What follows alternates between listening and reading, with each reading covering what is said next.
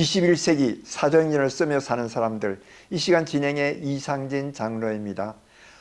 오늘은 저 멀리 체코 프라하에서 우리 두 분 선교사님 만났습니다. 김혜정 선교사님, 곽용화 선교사님 만났습니다. 안녕하십니까? 반갑습니다. 여기는 프라하입니다. 그렇죠? 네. 우리 먼저 곽용화 선교사님부터 본인 소개 잠시 시청자들에게 한번 해주시면 고맙겠습니다. 안녕하세요. 저는 침례교 파송 선교사입니다. 한국에서 제 아버님 교회 용전 침례교에서 파송해서 여기 왔고요. 지금은 체코 침례 교단 소속 목사로 목회를 하고 있고 프라하 생명나무 교회 담임 목사 그리고 유럽 문화 선교사로 사역하고 있습니다. 반갑습니다. 네. 안녕하세요. 저는 곽용화 목사님의 아내 김혜정 사모입니다. 저는 여기서 여성 사역과 어린이 사역을 감당하면서 교회를 섬기고 있습니다. 만나서 반갑습니다. 네, 이렇게 두 분 가정이 너무 아름다운 것 같아요. 감사합니다. 훈남의 미녀인 가정이신데요. 자, 그러시면 이 집에는 지금 프라하의 우리 목사님 자택에서 지금 in temporary 그 로케이션으로 해서 지금 녹화를 하고 있는데 아무도 없어요. 다 어디 가셨습니까? 예, 자녀들은요? 아들 하나, 딸 하나 있는데요. 네, 아들은 백석대학교 신학과에서 신학 공부하고 있고요. 네네. 딸은 명지대학교 대학원에서 스크립터, 연극, 영화, 대본 전공하고 있습니다. 다 네, 한국에 있죠. 다 한국에 다 가시고 지금은 신혼이나 마찬가지네요. 영어로는 empty house라고 그러는데 empty nest라고 그러는데 예, 정말 두 분 지금 선교사로서 이곳에 활동하시면서 뭐 풀리로 자녀 걱정하지 않고 두 분이 열심히 하시는 것 같아요. 자, 먼저 그러면 이 프라하 체코에 오시기 전에 한국에서는 어떤 신앙생활 하셨는지 잠시 우리 곽용화 목사님, 선교사님께서 좀 말씀해 주시면 고맙겠습니다. 네네, 저희 아버님이 목회자시고요. 네. 저는 고등학교 3학년 때 선교사로 헌신했습니다. 아, 네. 그래서 신학대학을 갔던 거고요. 네. 89년부터 해외 선교를 다니기 시작했습니다. 네. 동남아부터 시작을 했고 지금까지 한 56개 나라를 다니면서 선교 사역을 했는데요. 네. 그리고 이제 수원에서 아주대병원 교회에서 원목으로 초창기 사역을 했었고 네. 또 2000년도에는 교회를 개척했습니다. 네. 배당리 교회라고요. 네. 아파트 거실에서 개척해서 목회 잘하고 2016년도에 제가 파송을 받아서 유럽으로 나오게 됐습니다. 네. 전까지는 82년부터 문화선교사로 제가 사역을 많이 했고요. 네. 방송, 그다음에 글, 뭐 이런 다양한 사역들을 통해서 문화를 분석하고 연구하고 성경 말씀을 적용해서 대안을 찾는 사역들을 열심히 해왔습니다. 네. 자, 한국에서 역시 아주 파운데이션이 아주 단단하게 세워져 가지고 이제 외국에 나와서 실제적으로 타 민족들과 함께 사역들을 하기 시작하니까 되니까 상당히 깊이 있는 선교 사역을 하실 수 있을 것 같아요. 네네. 아마 조금 전에 따님께서 명지대학에서 연극 영화 대본 한다고 하는 거 보니까 아버지의 그 지인을 많이 받아서 그러신 것 같아요. 아버지 사역 돕겠다고. 아버지 사역 돕겠다고. 선택을 해서 갔습니다. 와, 그 따님도 대단하셔요. 아버지의 사역이 정말 보기 좋았기 때문에 그렇게 했겠죠. 어릴 때 많은 큰 영향을 주신 것 같아요. 행복한 가정입니다. 어머니는 한국에서 예수님을 믿으셨겠죠? 네, 저도 아버지께서 목사님이셔서 네. 가정에서 자랐고 또 제가 젊을 때 20대 열심으로 선교에 대해서 꿈꾸고 있었는데 네. 목사님 문화 사역하시고 문화 강의하러 오셨을 때 큰 집회에서 네. 제가 또 너무 큰 은혜를 받고 네. 하나님께서 뜻이 있었는지 이렇게 부부로 맺어주셔서 네. 목사님이 하시는 그 뜨겁고 그 열정 있던 그 사역이 너무나 청년들을 많이 일으켰었어요. 근데 저도 그 중에 한 사람이었고. 그렇습니까? 네. 그래서 그 사역을 함께 비전을 함께 할 수 있으면 너무 좋겠다 생각을 해서 함께 하면서 한국에서 목회하면서 저는 특별히 목회하는 가운데 여성들에 대한 마음을 주셔서 그 부르심 가운데 학교나 병원이나 이렇게 여성들의 직업 여성들 찾아가서 성경 공부와 훈련을 시키고 또 계속적으로 그 여성 사역을 하고 중보기도 학교 사역을 진행하면서 섬기다가 이게 목사님께서 또 선교사로 부르심 받으면서 이곳에 와서도 여전히 이곳에 있는 여성들을 마음에 품고 네. 가정에서부터 여성들을 모아서 훈련을 하고 함께 양육하고 하는 가운데 예, 이렇게 또 자연스럽게 여성들을 품으니까 저희 아이들이 다 이렇게 독립해서 나가고 있으니까 네. 하나님께서 제가 선교 올 때 제 마음에 비전해 주셨던 것이 내가 네 자녀를 책임질 테니까 네가 나의 자녀를 좀 맡아달라는 마음을 주셨어요. 그래서 네. 한국에서는 여성 사역만 했었는데 이곳에 네. 와서는 어린이 사역을 같이 하면서 네. 너무 아이들에게 많은 은혜를 받으면서 사역을 즐겁게 아, 합니다. 그렇구만요. 그러니까 정말 선교의 그 핵심에서 이렇게 뭉쳐진 아주 아름다운 가정 같아요.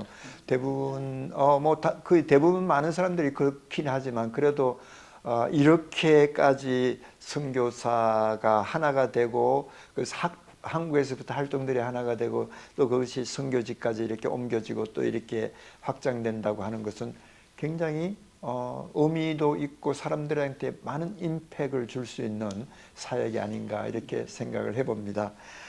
야, 그러시면 선교사가 되겠다고 하는 그런 꿈을 가지고 파송을 받았는데 어떻게 체코에 오시게 되셨는지 궁금하네요.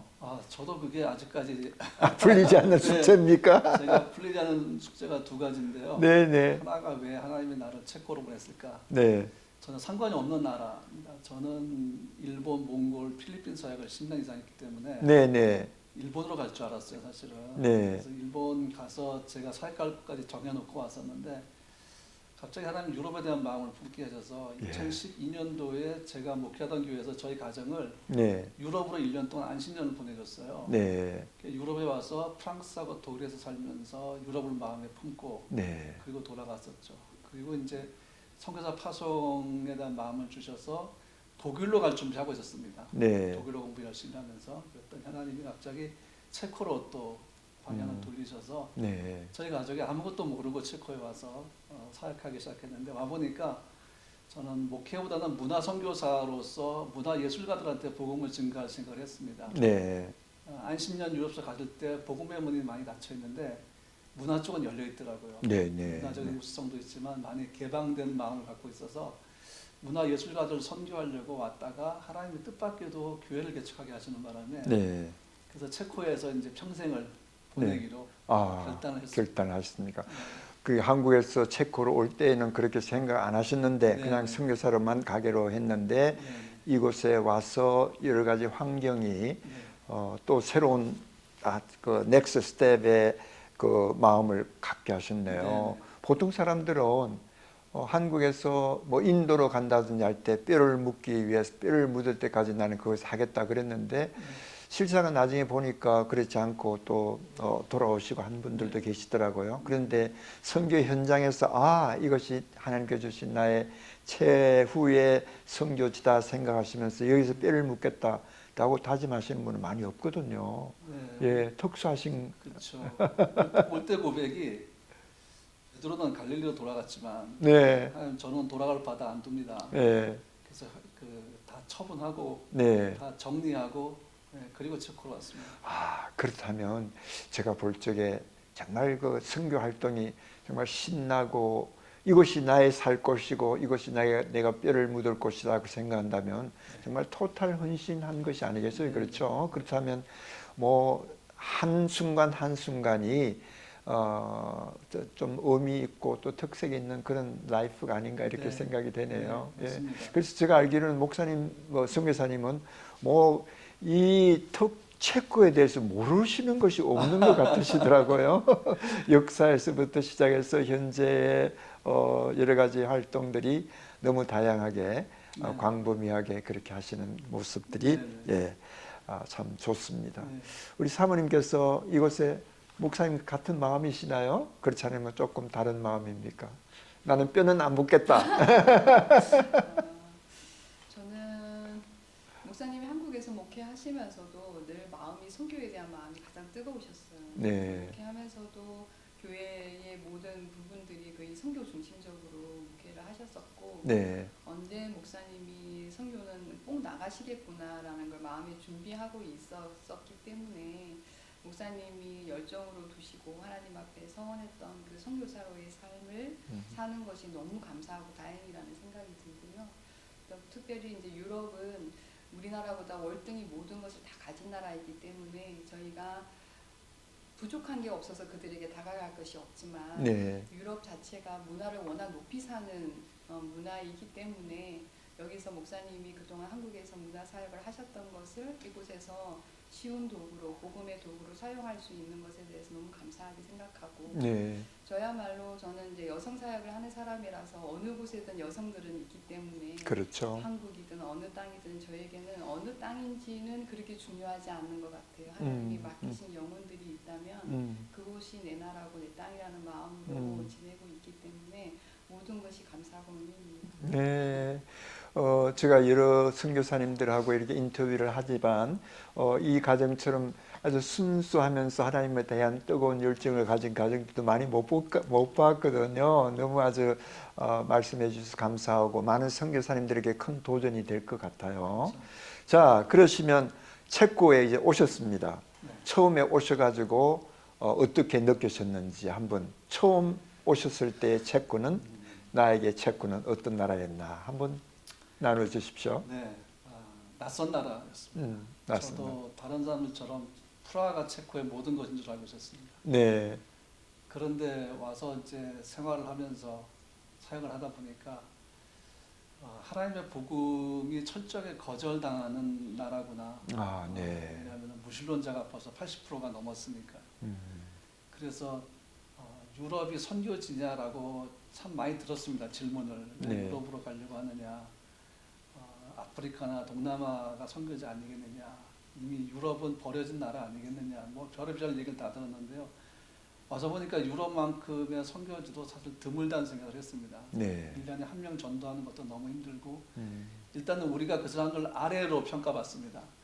우리가 동남아나 몽골이나 아프리카를 가면은 그들 위에 서 있다는 착각을 많이 하잖아요. 그들도 그렇게 대해주고 우리를 네. 우리가 도와주러 온 사람으로 여기는데 여기는 그게 아닙니다.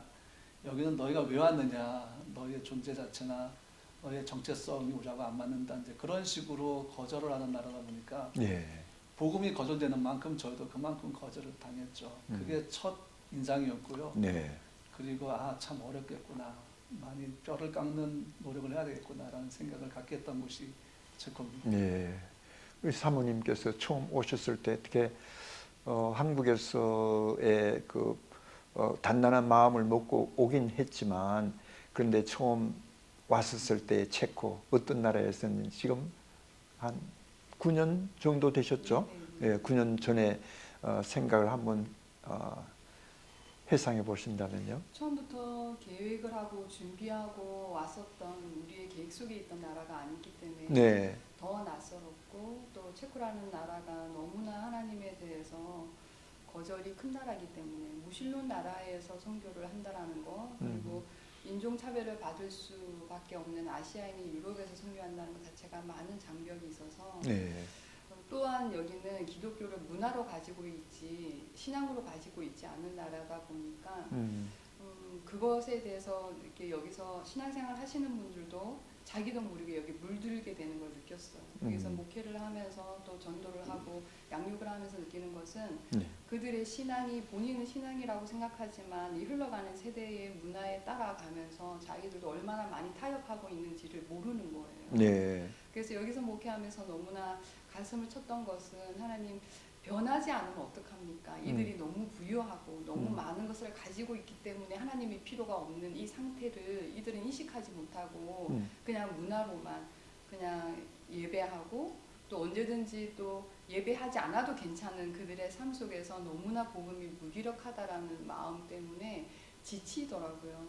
그래서 하나님 여기서 우리가 우리의 힘은 너무 미비하고 또 우리가 젊은 나이에 온 게 아니기 때문에 저희 능력은 너무 부족한 것 같고 그래서 그것 때문에 정말 우리가 여기서 무엇을 할 수 있지? 앞이 보이지 않아서 정말 여기에 하나님이 보내신 게 맞나? 여기서 계속 사역하는 게 맞나? 이런 어떤 낙심이 굉장히 많이 저는 됐었어요.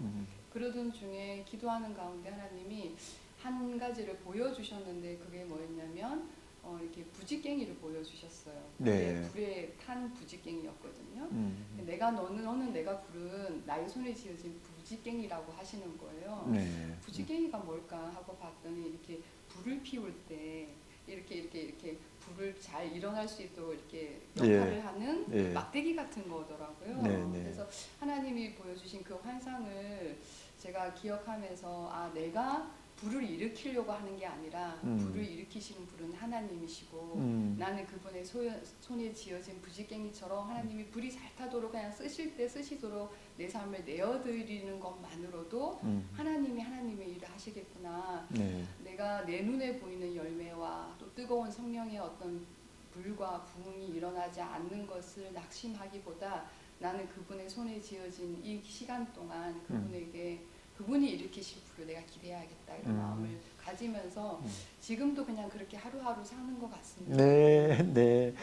아주 이 부흥을 일으키고 또 불을 지피시는 분은 내가 아니라 하나님이시고 그렇기 때문에 나는 그의 도구에 불과하다고 하는 그런 마음을 가지시면서 하루하루를 살 때에 어떤 면에서 걱정해야 할 그것도 내가 걱정할 것이 아니라 하나님의 일이기 때문에 하나님께서 우리를 통해서 역사하실 것이라는 믿음 가운데 사시기 때문에 오히려 더 행복한 그런 시간이 아닌가 그렇게 싶으네요.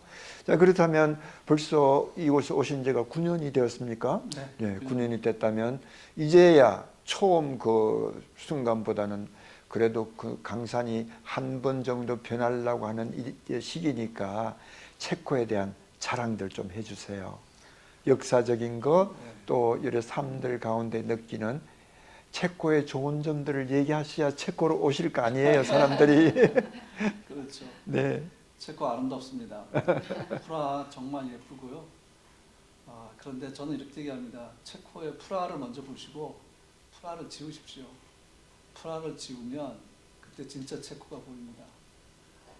프라하가 체코의 모든 것은 아닙니다. 그 아름다움이 지방에도 있고요. 그 다음에 이 사람들은 민족성이 굉장히 강한 나라입니다. 그래서 합스부르크 왕조 지배를 받고 나치 지배받고 공산주의 지배를 받는 동안 언어, 문화, 관습, 습관 다 지켰습니다. 그 이유 중에 하나가 문화예술가들이 자기들 작품 속에다가 다 담았거든요. 철저하게 보호를 해왔습니다. 언어를 지킨 것만 해도 대단한 민족이라고 생각을 하고요. 또 한 가지 우리나라처럼 정이 있습니다. 그 정을 한번 느끼기 시작하면 우리나라가 서로 이렇게 가깝게 지내듯이 서로 나눠주고 베풀어주는 그런 문화도 이곳에 있습니다. 그리고 문화적으로도 상당히 탁월한 곳이어서 각 전공자들이 예를 들면 건축이라든가 미술, 음악 그 외 탁월한 전공자들이 조금 더 높은 수준의 실력을 갖기를 원한다면 체코로 오시는 걸 저는 충분히 권해드리고 싶습니다. 네, 네. 특별히 더 문화적이라 그러면 음악, 예술, 무용 이런 겁니까? 네, 예. 체코 안에서 만나는 유명한 음악가들이 굉장히 많습니다. 네. 모차르트, 베토벤, 바그너, 예. 스메타나, 드보르작. 네. 드보르작이 체코 사람이거든요. 네. 그런 음악가들의 흔적, 쇼팽의 흔적도 발견할 수 있고, 이제 우리가 학교에서 배웠던 그 음악가들이 거의 대부분 다 여길 지나갔고요. 네. 그리고 이제 미술도 마찬가지입니다. 그림 그리는 화가들, 유명한 화가들도 체코만이 아니라 체코에서 가까운 나라들도 굉장히 많이 있습니다. 루벤스도 그렇고요. 네. 루카스 크라나가도 그렇고. 그래서 그런 사람들의 작품들을 쉽게 직접 볼 수 있는 장점을 가진 나라가 체코입니다. 네.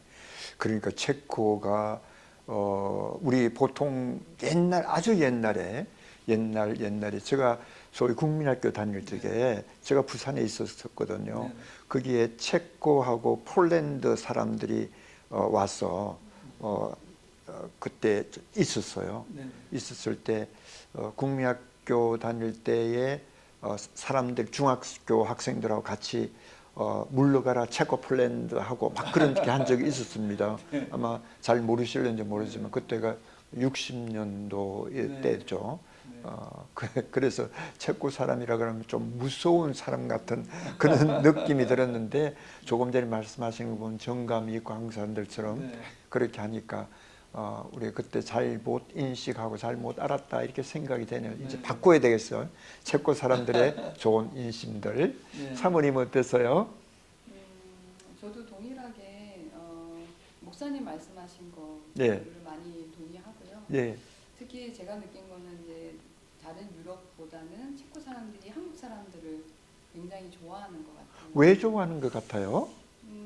체코라는 나라가 네. 우리 나라보다 작잖아요. 그렇죠. 그러니까 파급력이 뭐든지 빠른 거예요. 네, 큰 네. 나라들보다. 그러다 보니까 뭐 좀 좋은 그 어떤 그 계기가 된 게 K 문화인 것 같아요. 아, K-pop, 예. K 드라마 예. 여러 가지 그 K 문화들이 그들이 보는 한국의 그들에게 물어봤어요. 목사님이 오셔서 문화 사역할 때 K-pop 페스티벌, 예. 댄싱 클래스 이런 것들을 연예인분들 데리고 오셔서 함께 아이들하고 수업하는 시간들도 가졌었는데 네네. 왜 K-팝을 좋아하냐고 그랬더니 K-팝은 가사가 너무나 밝다는 거예요. 아, 예. 예, 그래서 모든 것을 희망적으로 노래하고 사랑을 얘기하는 게 너무 밝다. 여기 유럽의 노래들은 굉장히 죽음에 대해서 생각을 많이 하고 어두운 거에 비해서.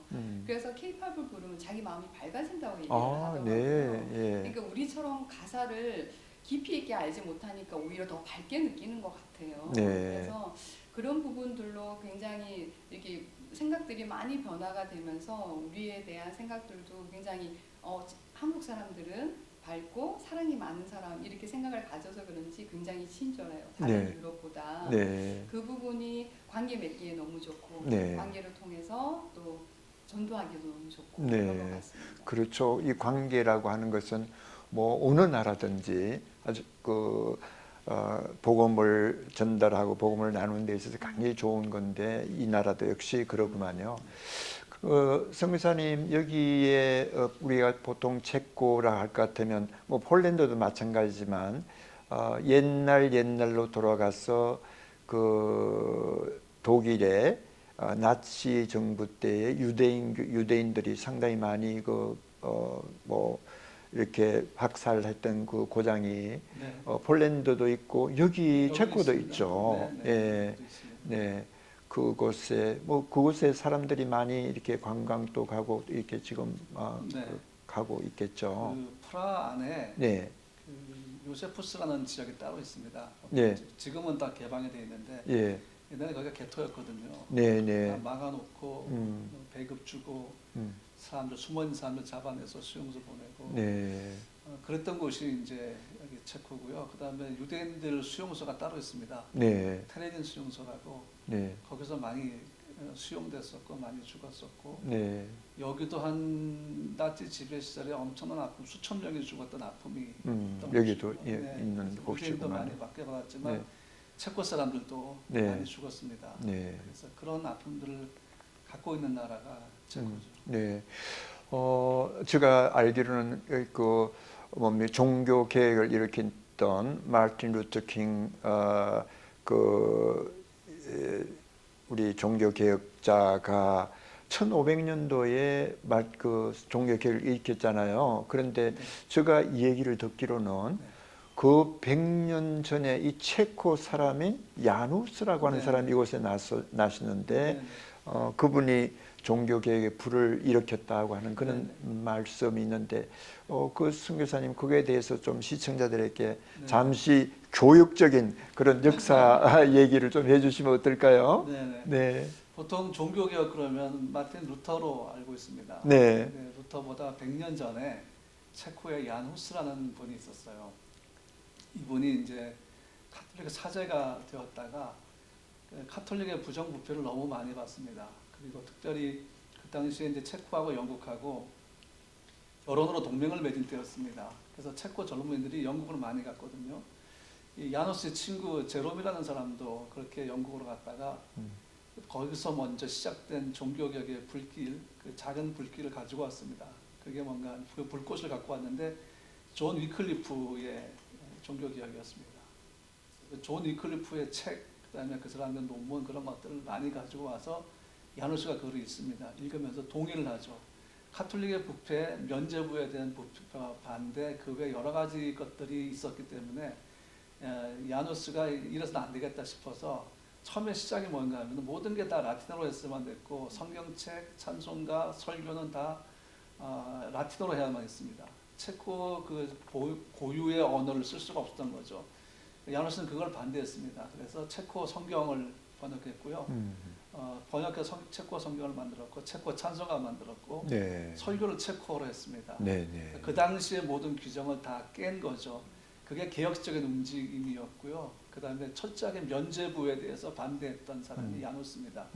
그러면서 종교 개혁을 그렇게 일으켜 가다가 콘스탄츠 공의의 호출을 받습니다. 네. 콘스탄츠 공의 독일 콘스탄츠 공의에 불려갔다가 거기서 화형을 당해서 순교를 당합니다. 네. 근데 야누스도 가기 전에 유서를 써놓고 갔거든요. 돌아오지 못할 거에 대한 어떤 느낌이 있었겠죠. 그렇겠죠. 네. 순교한 다음에 그 다음에 더 강력한 불길이 나서 종교 개혁이 시작이 됐습니다. 네. 자, 이렇게 유명한 그 마틴 종교 개혁자 마틴 루터의 그 전 때부터 이 야누스의 그 종교 개혁에 관한 천주교에 관한 그러한 일들이 이곳에서부터 시작이 됐다고 하는 것은 이 체코가 굉장히 하나의 그 종교적으로도 큰 개혁을 위한 그 큰 역사를 이룬 것 같아요. 그분이 총장 시절 때 그렇게 했다고 얘기 들었는데요. 예, 그때가 1410년에서 15년 그 사이인데 그때 대학이 이곳에 있었다고 하는 것은 제가 이번에 그 체코를 방문하면서 그 당시 때 있었던 건물들도 보았거든요. 그래서 저는 한국하고 비교를 해봤어요. 한국이 그 당시 때 이조 시대 때 뭐 세종대왕 시절 뭐 이제 태조가 지금 시작한 때이었지 않습니까? 그때 뭐 물론 그 당시 때 그 서울을 이제 그 뭡니까 수도를 서울로 이렇게 옮기면서 그렇게 한 그 뭐 건물이 많이 있습니다만은 미국이 아니고 유럽의 그 당시 때 있었던 건물하고 비교하니까 비교가 되지 않아요. 그때 벌써 뭐 엘리베이터 같은 것도 뭐 수동이지만 있었고 정말 놀랄 만큼 발전된 그것과 그 당시 때 한국과 비교가 되지 않는데 제가 생각한 것은 불과 몇십 년, 100년 이내의 그 세월 동안에 한국에 그렇게 발전한 모습을 볼 때 하나님께서 우리 한국을 통해서 무언가 하시고자 하시는 그런 계획과 계획을 가지고 계시다 이렇게 생각하면서 한번 비교해 본 적이 있습니다. 네. 우리 성교사님께서 이곳에 계시면서 좋은 역사적인 그런 고찰과 함께 이 현재 이 기독교가 아주 퇴폐해가는 낮아져가고 하는 이런 상황 속에서 하나의 새롭게 야누스처럼 불을 지을 수 있는 그런 하나의 역사가 우리 한국 선교사님을 통해서 일어나면 좋겠다 이렇게 한번 생각을 해봅니다. 네, 선교사님 이렇게 얘기를 하다 보니까요 시간이 너무 지나서 아직 사역 얘기는 듣지를 못했어요. 그래서 다음 시간에 만나서 이곳 현장에서 하시고 있는 사역 얘기 그리고 앞으로의 비전 얘기 좀 해주시면 고맙겠습니다. 알겠습니다. 네, 감사합니다. 감사합니다. 시청자 여러분, 잘 들어주셔서 감사합니다. 곽용화 선교사님, 김혜정 선교사님의 선교 사역에 대해서 우리 다음 시간에 듣도록 하고요. 체코에 관한 일반적인 얘기, 처음 체코에 오셔서 어떤 마음을 가지시는가에 대한 선교사의 심정을 여러분들과 함께 나누었습니다. 그럼 여러분 다음 이 시간까지 안녕히 계십시오.